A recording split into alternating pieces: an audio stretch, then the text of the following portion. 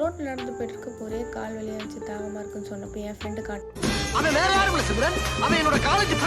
இவர் தான் நமக்கு இப்போ ஸ்பான்சர் பண்ண போகிறாரு. இவர் கூப்பிட்டு வந்த கடை தான் இது.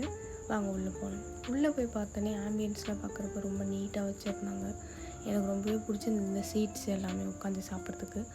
அது மட்டும் இல்லாமல் இவங்ககிட்ட நிறையா வெஜ் காம்போ நான்வெஜ் காம்போ எப்படி ராஜா பகவத் மாதிரி இருக்கா.